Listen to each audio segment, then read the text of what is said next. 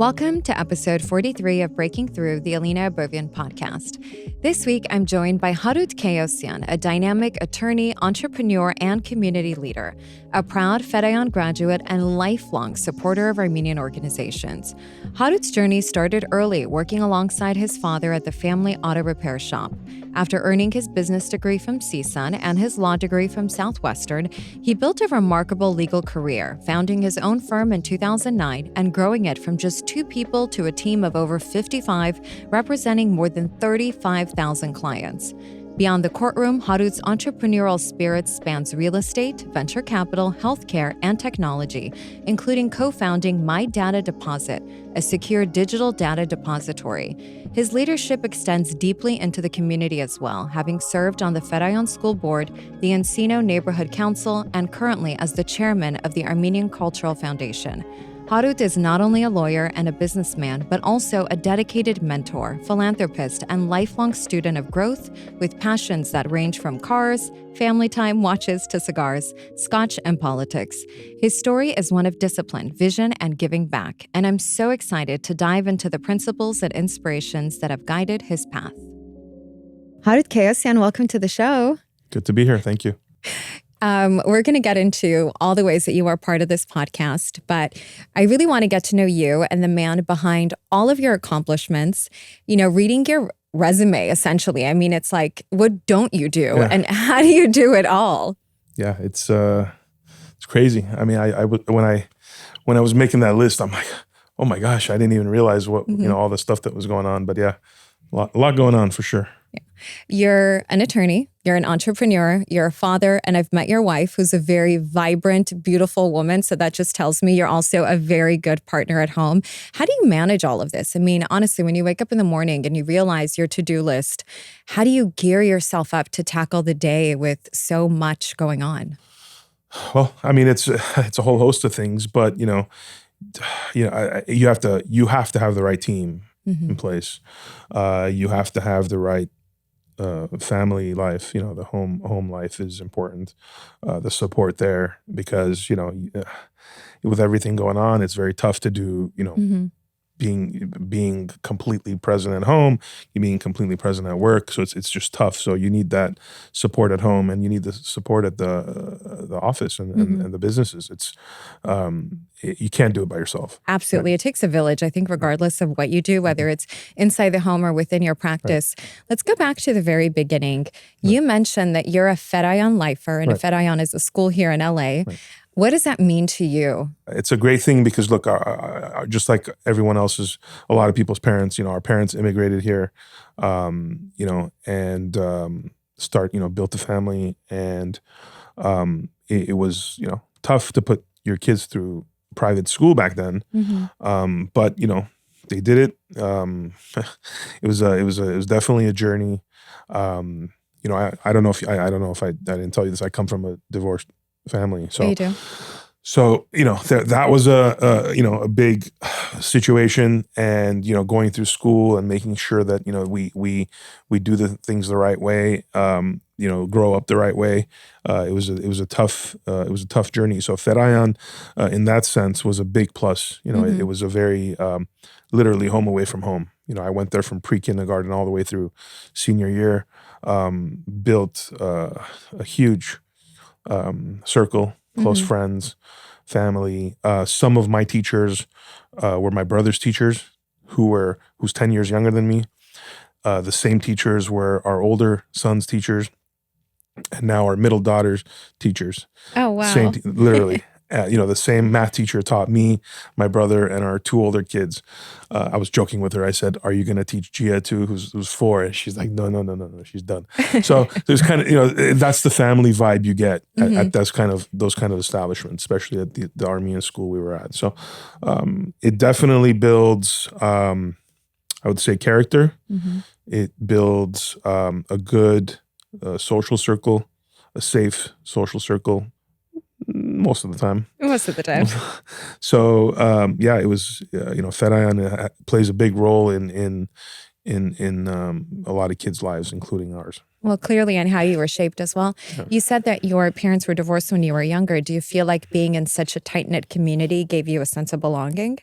Oh yeah, definitely. I mean, it was everybody obviously knew. There was a lot of support. It was good to be amongst close people, And back then, our schools, the Ferrahian particularly, was a lot smaller. I mean, now they're up to like 1,400 kids, 1,400 students. Back then it was like 500-600. So it was a lot closer. It's much smaller classes. So it was different. Who are you closer to growing up, your mom or your dad? I'd say both, equally both. I worked with my dad, forever until I started law school. That's the only job I had until I got my first law job. So what did you do with your dad? It's funny. I tell this story to people, they don't believe me. Ever since I was a kid until literally I started law school, I was working on cars, changing tires, changing brakes, changing oil, people don't believe me, but yeah, that's what I did before I went to law school. Did you enjoy doing something tangible with your hands? Because it's very different from the work you do now, which is more about, it's law. It's very different. Right. No. It's totally different. It was, yeah. I mean, look, you start on a project and you finish it, you feel good, you do something. So it's similar, but it's obviously different. Working in some of those hot summers, that was never fun, working on hot cars and hot summers. It's like 100 degrees. And, to tell you a funny story, this actually really happened. So Saturdays we used to close early, right? I had some of my dad's friends who would decide to come in and hang out on Saturdays, right?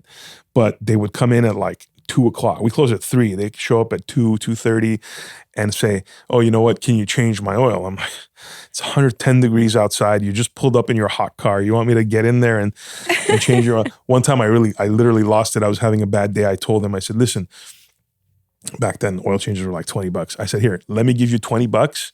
You go change your oil somewhere else." And they all You're a solutions man.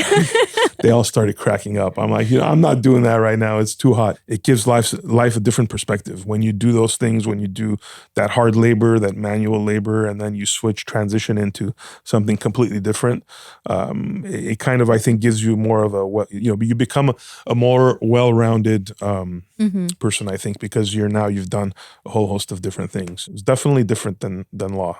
That's for sure. So why not stay in that business? Or stay doing something with cars?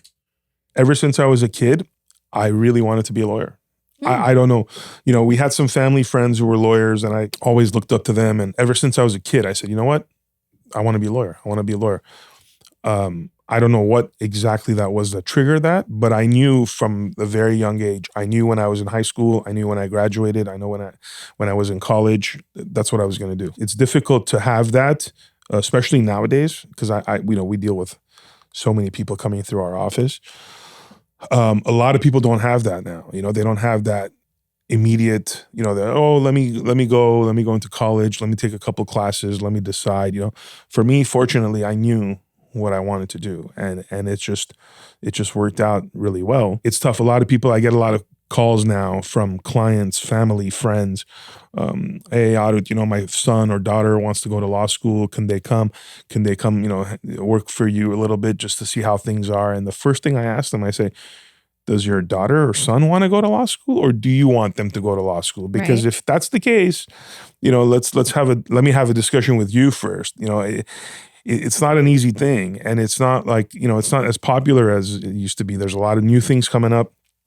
There's a lot of, tech stuff, AI stuff. There's so many things that kids and young adults can do now that, it's not, the whole traditional doctor, lawyer, all these things is kind of shifting away. So if you really, really, really want to be a lawyer, the path to it is not as easy as sometimes people think it is, So if you're not dedicated, it's the same thing in every field, but if you're really not dedicated, taking the LSAT, getting into applying to law school, going through law school, doing your first round of exams, finishing 3+ years, studying for the bar, taking the bar. It's not like it's not for the weak. No, you can't. I remember until today, I remember the first day of law school, we sat down and, the whole cliche, look to your left, look to your right, one of them's not going to be there by the time you graduate. It's true. It's not easy. Not everyone can, pulls through. People always ask me, what did it take to become a reporter? And they are interested in this field. And I always say, don't look at the final product, what you see on television at the end of the day. Let me tell you about the hard work day in and day out, and also what it took to get here. But I think that's, people really do need to see behind the curtain in any profession before they decide that they just want the title of something.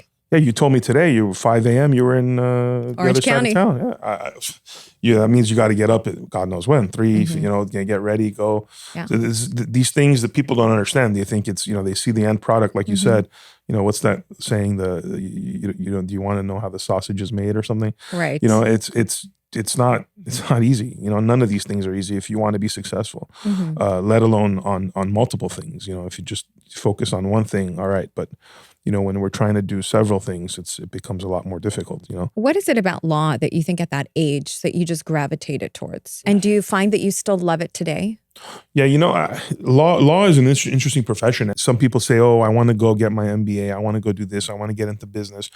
And my recommendation is if you really want to get into that world, the business world, even entrepreneurial world, I believe that having a law degree and having a law license is kind of the best path towards that. You go into school, you study business. Yes, I did business law, economics. That was my background. And then I went to law school. So that kind of gives you the opportunity, opens up a lot of opportunities. I don't think you need to just go to law school, become a lawyer and practice law. There's so many things you can do with that degree. Yeah, of course, some people go in to get MBAs and stuff, which is great. But if you really want to get into that business world, having a law degree to me is a lot more beneficial. What do you think makes a good attorney? Being an attorney is twofold. I think, there's the lawyering world, and then there's the business side to it. There's a lot of lawyers out there who are, and we deal with them all the time, phenomenal lawyers. Their writing is spectacular. Their oral arguments are amazing. Their logic, reasoning, it's great. But they're not in the business side. And then there's a bunch of other lawyers who are just strictly about business, bringing in the case. You have to have a little bit of both in order for it to be successful. Because if you have the business mind, you bring in the cases, and you don't have the people to work them up, it's not gonna work. You got to have both. Right. You got to have a passion for what you believe in. Even in the law, there's different areas. There's the civil side, there's the criminal side. There's immigration, there's family law. There's so many different areas where it just matters what you feel like you need to do. A lot of people think, by default, just because you're a lawyer, you know everything. Well, it doesn't work that way.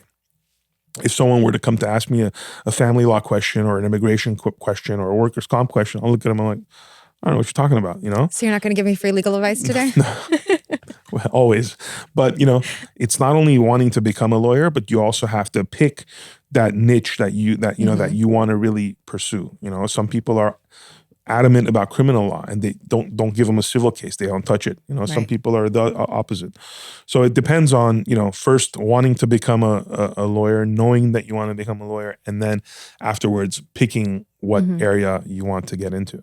I completely agree with you. I think understanding the commerce side of any business is so important, especially if it's a creative one. I mean, in your case, it's not a creative one. For me, it is. Even with this podcast, I had to learn the business side, which is something I never had to do in journalism because I work for a company. So they handle that. But in order to venture out on my own, I really had to not only learn or strengthen the craft of interviewing and setting up a space that is an opportunity for people to have these conversations, but also to learn the back end, and it's liberating because, you feel like you can sell your product. It's not just being here in this space. And I think that's something that people don't realize nowadays is really seeing a business or a profession from all these different angles. Yeah, definitely. I think,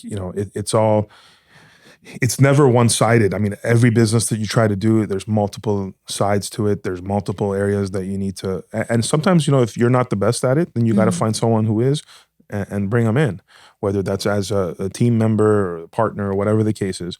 That you have to know that you can't do everything. Right? To delegate. Yeah, you got to be able to delegate, and you have to just bring in the right people. It's not just someone who's a good lawyer. That good lawyer has to come in. They have to be able to get along with the team. And obviously this happens, the bigger you grow, the more problem you're going to have with this. It's like, you bring in one person in a 50-person group can ruin the whole vibe of the office.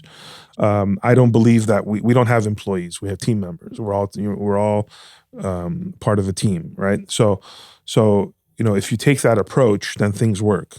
Generally speaking, 9 out of 10 times you're a team. Let's powwow. Let's talk. What's the best approach? This is what's going on. We do that all the time, whether with different departments in our office or with just the lawyers.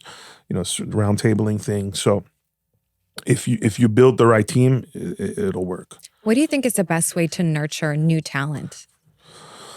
You got to train them. You got to teach them. You got to let them do things on their own. You have to,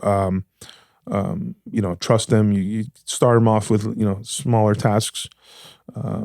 See how they. So sometimes I'll just tell them. Sometimes I won't even give them instructions. I'll just say, you know what, this is what's going on. Figure it out. And then you can tell how they figure it out, or what questions they ask. You can. What is something you look for when you're hiring someone that's going to have a substantial position within your company? How they're going to get along with the rest of the people, in the office. So we have, generally speaking, any business is like that. You have your kind of like your long-term people. We have people who have been there from the start, from 2009 when we opened the office. That's a big thing. They have to care about what they're doing. Your core has to care. Yeah. They have to care about what they're doing. They have to care about the rest of the team. They have to care about the business. And you, in turn, have to reciprocate that and care for them and make sure that they're well taken care of. If they have any problems outside of the work, you help them solve it. Where did you go to law school? Southwestern. Okay. Yeah, Southwestern. And after that? Well, I went to Northridge undergrad, then I went to Southwestern. I started off working at another plaintiff's firm. I was there for my first year for summer as a law clerk. And then I worked there, and then I became a lawyer. I worked there for 2.5 years after I became a lawyer. It was 2008 I left. 2009 we opened the office, and it was just two of us back then. Was there anything really challenging early on that maybe might have discouraged you from pursuing law further? No, I wouldn't say discouraging to pursue law, but maybe when you open up the office, it was a different time back then. When we opened the office initially, a lot of people know this, but we opened it initially as a real estate brokerage. Really? Yeah. So it was a real estate brokerage focusing on property management and those kind of, generally property management.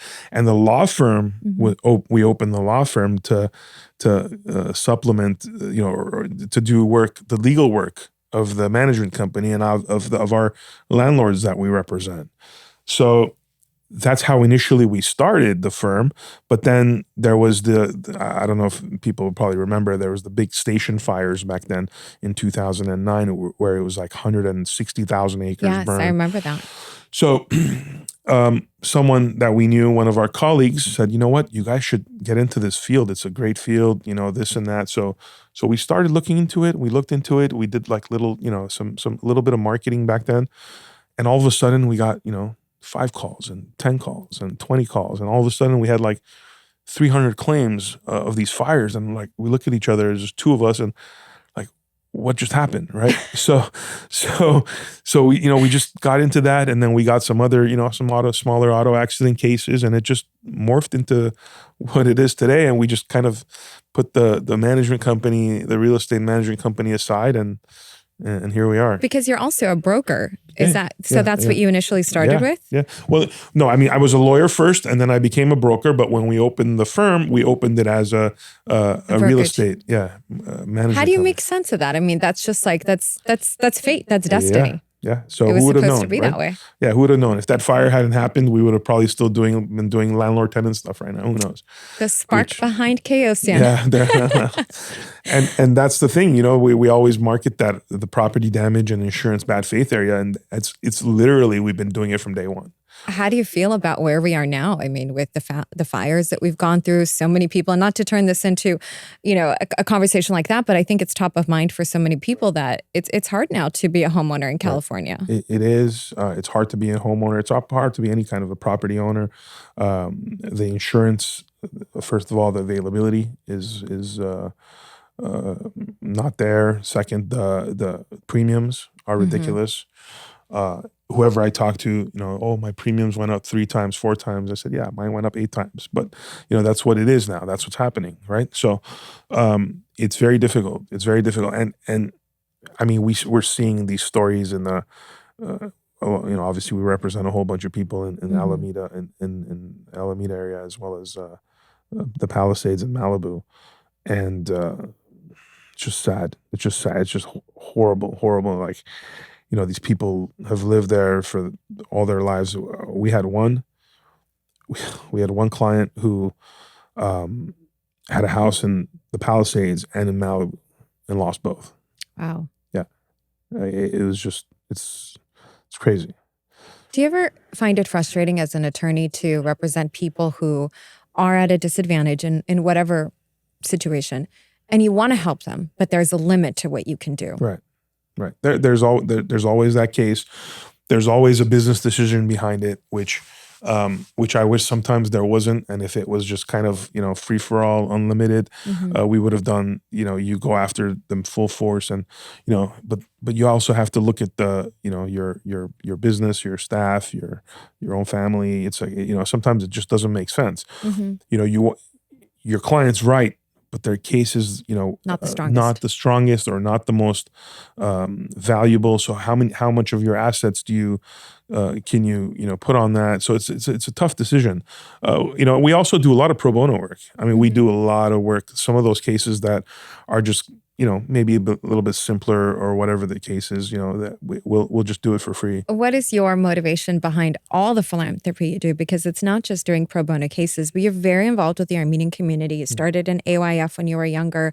You give back so much to other Armenian American causes. What motivates you to do that aside from being in a position where you can? One thing my parents continuously harped on is your community. You're Armenian, you got to do this. You're Armenian, whether it's Homeland Scouts, athletics, other groups, AY, whatever the case is, AYF, like it was just constantly about like community and doing that. And honestly, that's how we were raised. Our free time was spent at those, organizations and at those events and all those things. So when the time comes, you and you can, and you give back, right? So whether it's the church or whether it's the school or whether it's any of those organizations, that's just the way we were brought up. I can't not do it. Like, you can't not help. Like, it's just either you do it or you don't. And a lot of people say, well, just let it go. Let someone else do it this time. I said, who? If they were going to do it, they would have done it. That's true. I mean, who's going to do it? You give your time for events. You do your hosting and this and that, and everyone does their part. Either you do it or you don't. If you don't want to do it, then that's fine. I think that's what it is. A really big thing as a man to truly step into the role that you have cultivated for yourself, because we think about sometimes the achievement, but we don't think about the responsibility that comes with the platform, because it's this community, right, that helps us grow into our professional placements. And so when you have that sense of wanting to give back, it's like that saying, the purpose in life is to find your passion, and then it's to give it away. Yeah. And it's funny you say that, because that's actually like what happens. Because every time, and I don't know, and maybe this is it's just the way my mind works, but you do something good and you get it tenfold in return. You sponsor, you donate, whatever the case is, or you send whatever. It could be something very small, or it could be something much more grand. You always get it back. And it's always the intention behind it, right, that matters. Yeah. I think the energy, not so much just writing a check, because a lot of people can write a check, but when you truly do it with that sense of, this is my responsibility. Right. It's like when a man shows up for his family, a man shows up for his community. It doesn't have to be a man, but you're a man right in front of me, so I'm going to use that example. It's such a beautiful, noble thing to do something simply because you know that this is your duty to do it, just to show up. And that amount of integrity is not something that I see a lot in people nowadays. Ever since we were a kid, that's been instilled in us, that this is your community. This is your school. This is your church. This is your organization. You got to go, attend, support, whatever the case is. And back then it was maybe more of the time that you were able to give and not money. And now it's different. Now you can give money and not time. But no matter what we do and what you do and what you donate and all that stuff, that's nothing. There's people there who are, working day and night, giving their time for free, volunteering. You can't change that with any kind of dollar amount. If those people don't do that, right, you don't get anywhere. If those organizations that we're talking about, like Home and Men or the church or AYF or whatever, AGBU, all these organizations who do phenomenal work, I don't care how much money you give them. If there's no one there giving in their time, nothing happens there, right? So I commend those people who give their time way more than those who give their money, because that's a lot more harder and that's a lot more dedication than, like you said, writing a check. Anybody can write a check. Who did you look up to when you were younger? I wouldn't say there was, just one person. Obviously, my dad was a big figure. He in my life, he instilled a lot of this, character.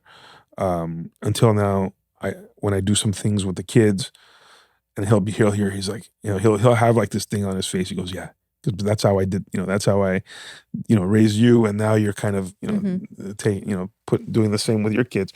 So it's all, it's, there's that, I wouldn't say there's any one person. I would say there's obviously my father, and then, I would say our community overall. When I was a kid, when I was going to those events, when I was going to home, and when I was going to the AYF or the camp or whatever it is, and there was those people, the leadership there, and what they kind of instill in you, so I would say it's more of a group effort than just one or two people. With everything that you do, how do you find the time to be able to be this role model for your own kids?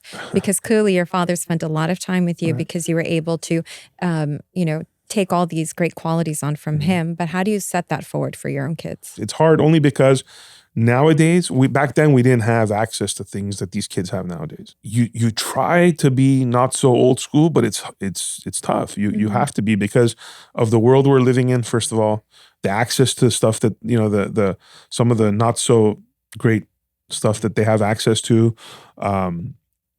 So you have to be constantly on top of that, and that goes back to the home life that you said, and that goes back to my wife being able to do that. Or primary focus, we've said, is you got to make sure that the kids are in line. I think that's very important. It's very important to have that, and it's kind of teamwork, but you set the standards and you set the things that you want them to do. Our older one, Gregory, for example, he just got into to USC. So he's congratulations. Thank you. He's ecstatic about that, and he also wants to go to law school. But again, he's one of those where he wants to go to law school, but he doesn't necessarily want to practice law. He wants, he maybe, he's thinking about getting into some kind of politics or other kind of business work. But again, at the end of the day, that's what he wants to do. So he comes in, he came in, he's been working at the office. So he gets exposed to that. So, our middle one is adamant since she was a kid that she wants to be a doctor. In fact, she's narrowed it down to, she even knows she either wants to go down the neurosurgery path or the cardiothoracic surgery. I'm like, Sophia, what'd you come up with? How old is she? She's 13. Oh my gosh. She's been saying this since she was like 5. Like, she wants to be a doctor. She made Christine order her one of those fake suitor kits, like where you do stitching on, like they give you the thing and you do stitching. So again, I don't know. She just wants to do it, and she has her mindset to doing it, and I think she's going to do it, which is great. Like I said, you don't get that nowadays. No, I think the biggest problem nowadays when I see the younger generation is that they just don't know what they want, which is fine. It's not easy. I, for one, knew what I wanted to do my whole life. I always wanted to be on television and to tell stories. And clearly you knew exactly what you wanted to do. How important do you think that is to have that figured out very early on? Because it's almost like solving half the problem, right? It is. Yeah, it is. It is, because you gear everything towards that, right? So whether it's volunteer work that you do, or whether it's, different kind of seminars, the books you read, all that is geared towards whatever you. So like, for example, for Sophia, I bought her, I buy all these, different kind of books about, entrepreneurship or stocks and money and finance, this, that, what I try to get them to read different kind of things. She's got no interest. She's like, buy me anatomy books. I want to read books about the human anatomy and medicine. I'm like, that's it is what it is, So she knows, which is great. The little one, I don't know. I was telling my wife, I said, I don't want her to be a doctor or a lawyer. No, let her be the next Bitcoin She's going to be like the next Bitcoin. The next AI tool or whatever. So I get, it all goes down to, so long as they want to do it and they're doing it and no one's forcing them to do it. Right. I think that's the kicker. I think that's when they'll be successful. Now, who knows? Maybe things will change down the road. But for now, I don't think so. I think they're very set in their ways. So that part is not that difficult for us. So it's a great, it's great. Thank God we're okay with that. So, how long have you been married? I don't know. I don't. You've been married a while. We've been together for over 10 years. Yeah. How did you guys meet? It's funny. We actually met at a gala that neither one of us wanted to go to. It's an interesting story. We had it was February of 14, 15, I'm not sure. But it was just we were representing a lot of people in the Porter Ranch gas leak case up in the big case back in. I remember that. We covered that for KTLA. Right. So we had a lot of clients from the HBU community. So Eileen, one of the lawyers that was with us, and said it's one of the biggest galas. It was one of their anniversary years. I forgot which one it was. She's like, you have to come. There's a lot of clients that are there. They're gonna, they'll all be there. You have to come. You have to get a table. You have to support. You have to show your face. I'm like, Eileen, I don't want to do this. She's like, no, you have to come. I said, okay, fine. So we went, and a mutual friend of ours who was there had dragged Christine to the event. It was her birthday weekend. She didn't want to go. She's a Pisces like me, I remember. Yeah, she's a leap year baby, actually. February 29th. Yeah. So she didn't want to go, and we ended up on the same table, and it was just like we just talked, and that's literally how we met. And we had lunch the week after, and here we are. So I think it takes a very strong woman to play a supportive role for someone who has such a demanding professional life. What do you think it is about her that keeps all of this in place? I also think it's also the way that she was raised. She kind of, she's, her family's always been in the business world. So she knows how that is. She knows how, her dad and uncles and whatnot have gone out, and they're always hustling and bustling until now. It's one of the things that we own. We own a pawn. Very random. We own a pawn shop. So he her father, it runs 7 days a week. The man works. Literally 7 days a week. From like, it's as if like he owns the place, but he works as if he's got like a boss who's gonna fire him if he's like 10 minutes late, right?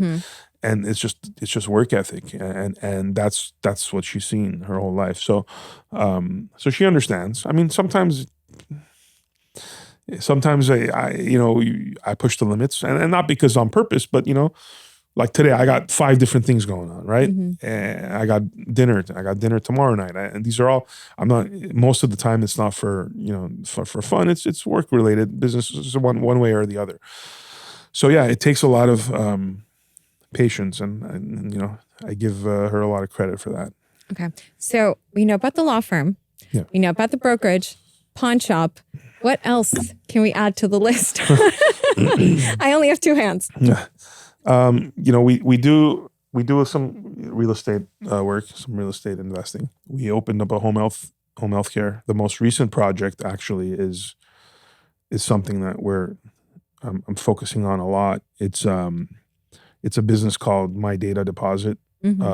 It's basically a digital data depository that we're creating, that we've created, and we're in the beta testing stage, where you go in and you're able to upload, store all your information.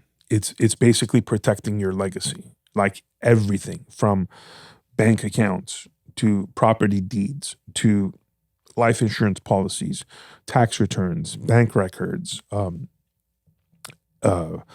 investment portfolios, all passwords, directions, the specific directions for whatever it is, your will, your trust, anything and everything in one location.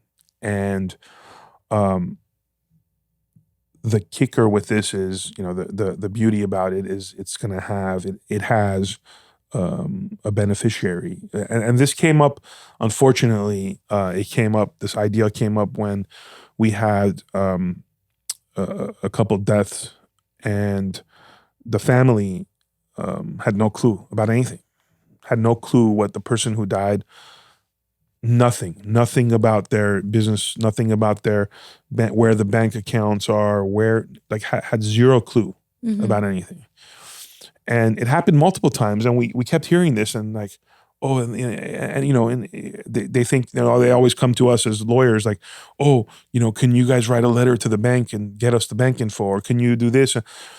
And we're just like, you know what? There has to be a better way. And this gives people the opportunity to literally load up everything and anything in there.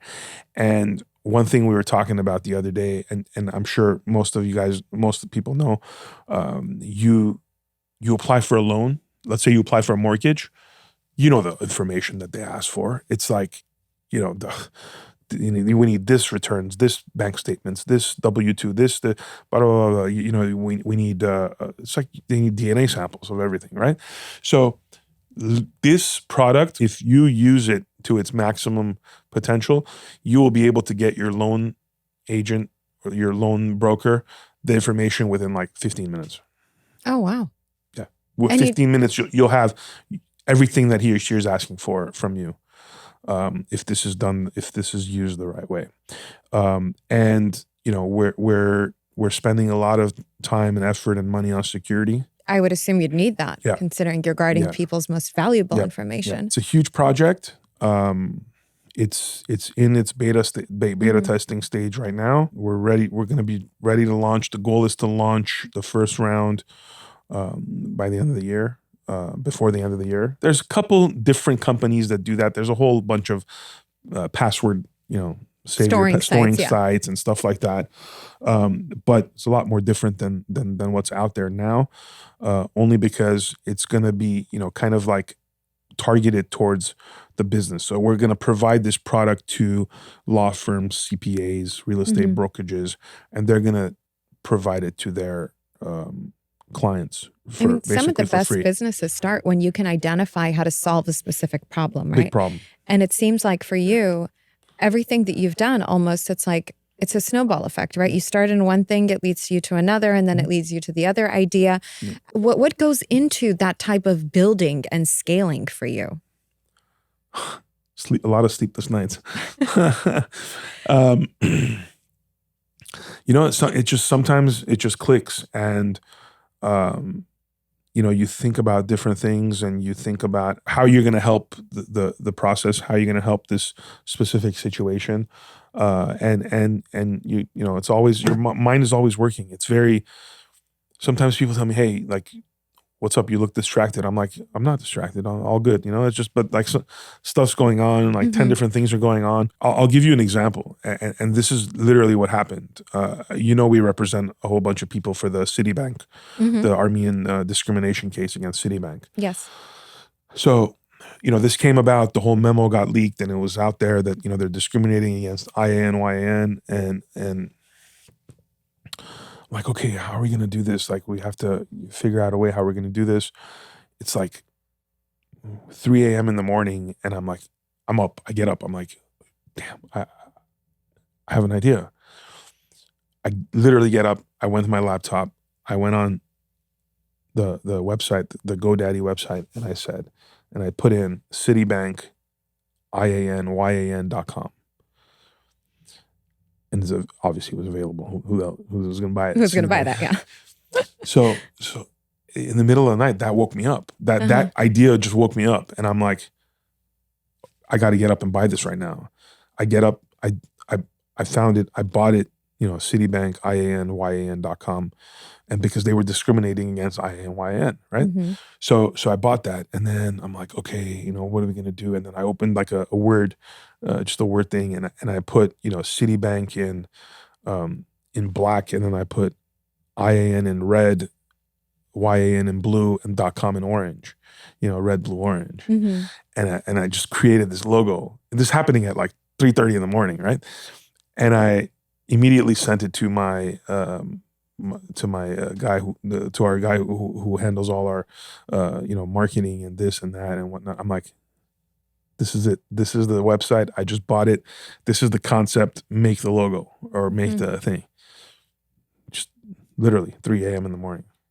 And that just, snowballed into us. Do you think it's that simple to simply just act on your genius? Because I think a lot of people, they get ideas, but they're afraid to act. Right. That's and a lot of like the whole office is like, now what? I'm like, well, let's see how this is going to work. Right. And it just clicks. Right. Sometimes it doesn't work. Mm-hmm. Some things are not good ideas. Sometimes things, it's not always, bells and whistles. But most of the time you have like this gut feeling. I'm like, okay, this is going to work. Right. This concept is going to work, or this case is a good case. And we've had a lot of cases that have been not so good cases in any business. I think, the minute it clicks, at least for me, that's the way it works. And the minute it clicks, I'm like, okay, this is good. Mm-hmm. It's just something happens and I'm like, okay, this is a good idea. Your intuition is guiding you. Right. And it almost always works.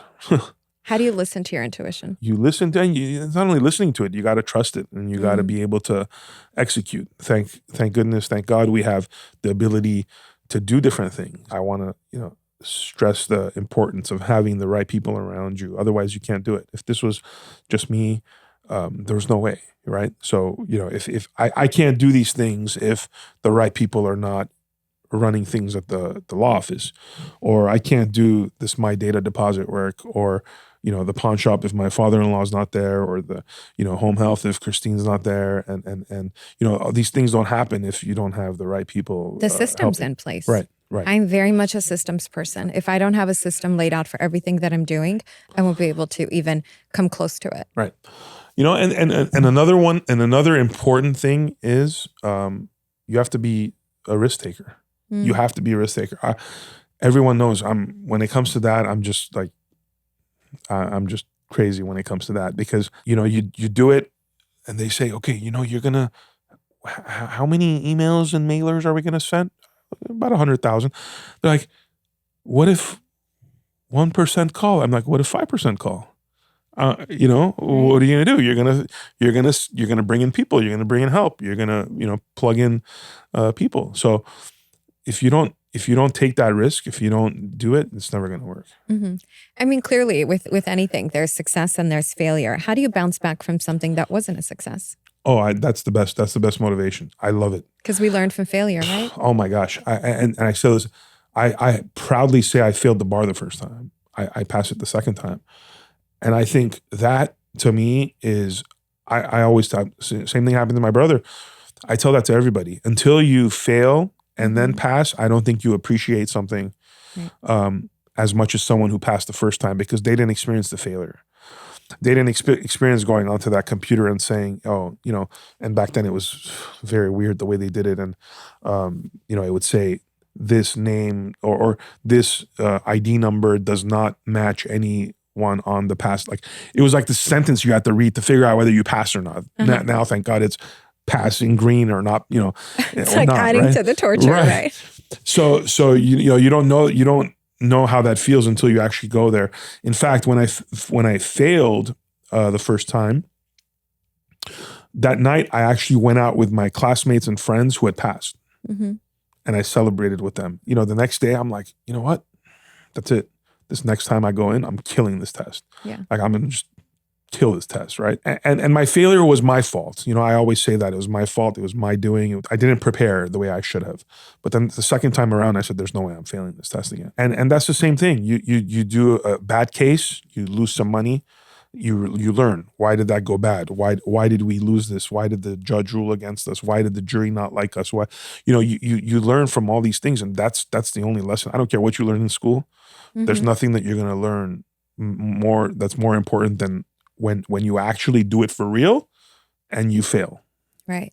I think it's such a powerful thing to take accountability and say everything in my life is showing up for me to learn from. It's not happening to you. It's happening for you 100%. to learn. And if you can take on that attitude and not get lost in being a victim of your circumstance, the world is your oyster. 100%. I say this all the time. I say this to the entire office and my friends, family, the kids. It's you have to fail. So once you fail, then you learn, and then once you start doing it the right way, or you figure things out, then you're going to be the best at it. And the minute you're the best at anything, I don't care what it is. It doesn't matter what it is. Your focus should be geared towards being at the best at what you do. It could be just one thing. It could be a subset of an industry. It doesn't matter. Just if you're the best, that's what you're going to be known for, right? So that's very important. I think you don't want to wish failure on anybody, but some failure is good because it teaches you so much. Absolutely. And you've clearly succeeded more than you failed. What does success look like for you now at this stage in your life? I think we still have a long way to go. Everything is great. Things are rolling. We're scaling. We're doing different projects. But I think we have a long way to go. We currently represent somewhere north of 35,000. Yep, that's what it says in my notes. Right. 35,000. Right. So that that's with all the mass tort cases we have going, with all the property damage and the PI cases, business cases. So there's so much to be done, and all those people are relying on us, whether it's a referring firm or whether it's direct client or whatever the case is. So there's a lot to be done, and yeah, you accomplish what you've accomplished until today, but it never stops. Like just everyone asks, oh, when is it going to be enough? It's not a matter of it being enough. It's just we're wired differently. Okay, I hate equating things to money, because it's not all about the money all the time. Most of the time it's not. Sometimes it is. But okay, you make X amount. Okay, is that enough? Okay, no. You make Y amount. Okay, is that enough? No. You make Z amount. Is that? It's not a matter of like when it's enough. It's just like you're pursuing something, and you're doing it, and you're solving the problem, and you're settling the case, or you're whatever the case is, or your trial team is trying the case and it's bringing it to a resolution. So it's more of that pursuit of doing more as opposed to making more money. It's just. My understanding of you so far is that A, you're a very curious person, and B, it's a wanting to take risk, but you can't take risk unless you're in a certain position. And so I think that's what your success allows you to do, is to diversify and to try different things. Right. Yeah. If you don't build yourself if you don't give yourself that ability, and I'm sure everyone sees all these, motivational speakers and different quotes and different books and different things where, everyone's all about, it's not about the money, it's about the time. How much free time do you have? All that different approach to business and to life.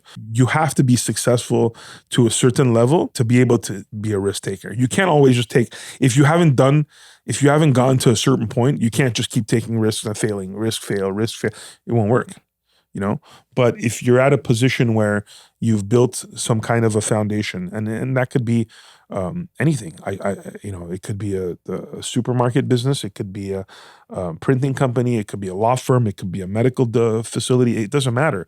If you've built the foundation and things are happening, it gives you the ability to do other things and take risks. And thank God we've had that that opportunity, and that's what it allows us to do different projects and different things and go after different mass. The mass tort case is more of a recent area of our firm in the last 7, 8 years, halfway through, we started doing these mass tort cases.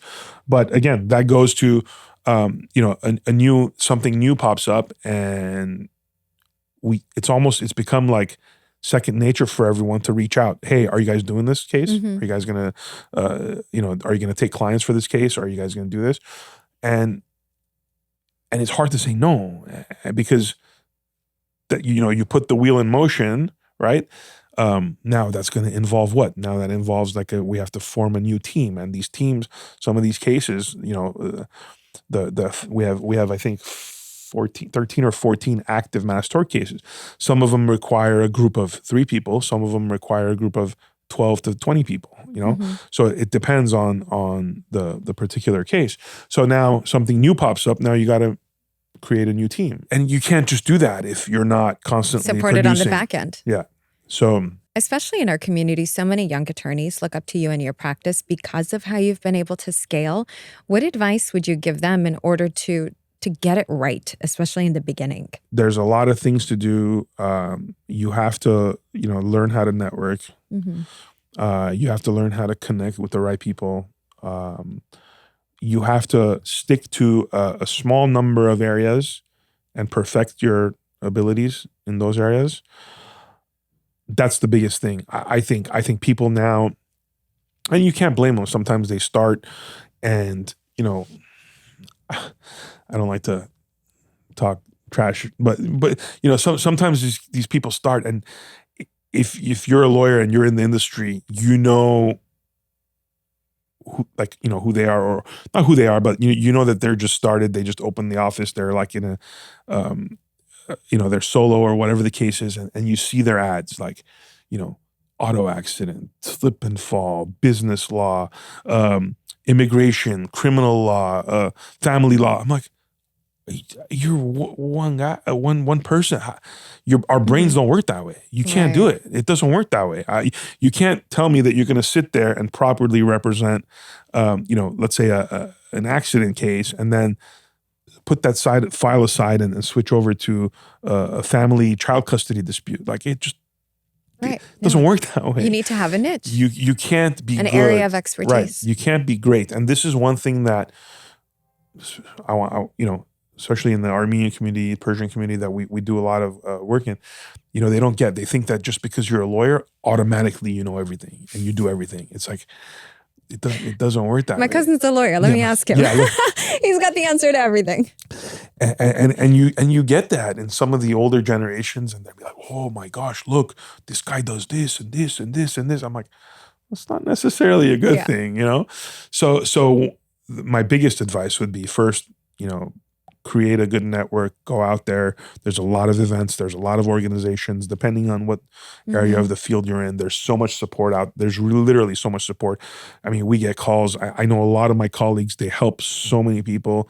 They helped us, they helped me. And it's like a rolling thing. We help everyone. Everyone is very helpful with each other. That networking is important. And then picking a small number of areas and just, tackling them hard. Right. Initially, it's going to be hard. And initially, it's going to be tough. But the minute you get that ball rolling, the minute you get into that vibe and that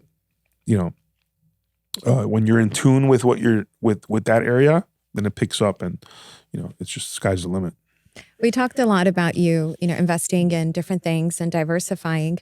One of the things that you decided to invest in is this podcast. And what was the thought process behind that? We like to be part of good projects, good organizations.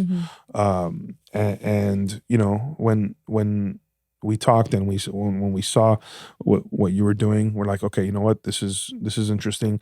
We've talked about this. There's been other opportunities out there which kind of don't align with our overall business and business practices, and we avoid certain things. But it's a two-sided thing. We support the podcast. You support us, and I think it works because what you're doing and the information that you're putting out there and the support and the help that your guests are contributing is great. It's what you're providing here is real life advice, real life support for people who may need it, or need to, stuff that people need to look out for, or how to deal with certain things, whether it's family, social, whatever the case is. We felt like it was a good project for us to be a part of, and we're happy that we did. Well, likewise. I mean, for you guys, I think it's something you probably looked at and thought, oh, that's something cool to be a part of. These are conversations she's cultivating that are probably taboo in our community, or missing in our community, or meaningful. And I love that. That's certainly my passion. But to have someone say that I believe in you and I want to be a part of that is such a life-changing thing. This is my side hustle, so to speak. It's what I branched out into. My day-to-day job is KTLA, and I'm a journalist. I've been doing this for 15 years. But to have someone believe in what you're trying to do is such a game changer. Was there ever a point in your life where someone believed in you and gave you that extra leg up in something you were trying to try?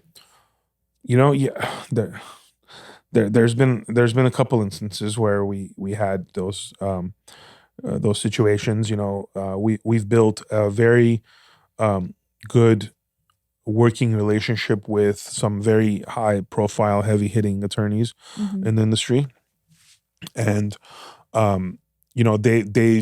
they believed in what we're doing. They believed in our ability to let's say, generate the cases and handle the day-to-day, where they do different things. So these senior lawyers who've accomplished so much, who believed and continue to believe in what we're doing, and are willingly and happily collaborating with us on a lot of projects, is a very proud thing for us, because it goes to show that we're doing things the right way, because they have all these guys, and everybody has so many options out there. There's so many people they could work with, but the fact that they've picked us and are collaborating with us is a big it's a big deal.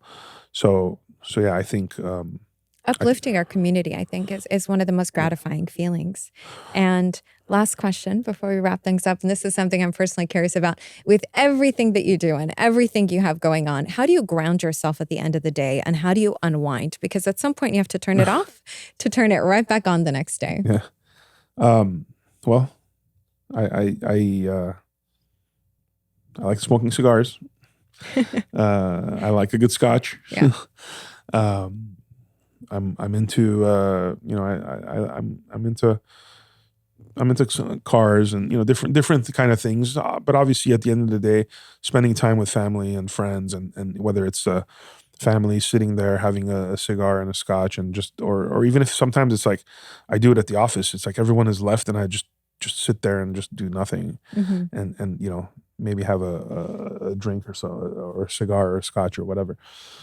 And it's just like, that's what it is. Or even if it's just spending time with the family, right? The little one, the older ones are already at the age where we're no longer cool for them, but the little one, she just will come in like a tornado and just kind of revive you. Yeah. When you reflect, what do you want your legacy to say about you? I think that I'd want people to say that they he cared, or they built this this whole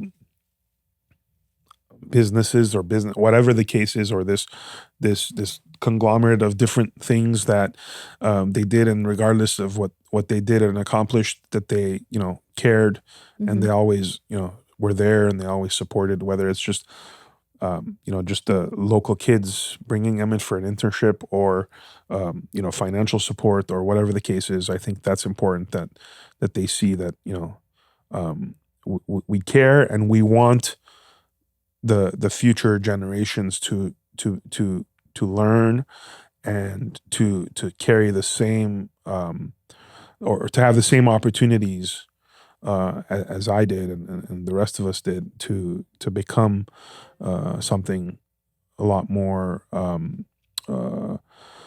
I don't want to say a lot bigger, but like bigger and better, and just more helpful, and more in line with what society should be like today. Because I think like we're some things are happening in this world right now that are not, too healthy. But we have to start. These kids have to have these opportunities. We have to give them the opportunity. We have to give them a platform. We have to give them the support so that they can make sure that their lives down the road are in line with what we believe in. Harout, you're amazing. Thank you so much for being who you are, for everything that you do, the support you give, the mentorship you give, all of it. You're just a wonderful steward in our community. So grateful for you. Thank you. Thank you for having me. Thank you. Thank you so much for tuning in to Breaking Through with Alina Abovian. For our community to grow, please like and share, and also leave a review on this episode. Of course, you can find me on social media and let me know what you'd like to talk about in future episodes. Nothing is off limits, so let's have some fun.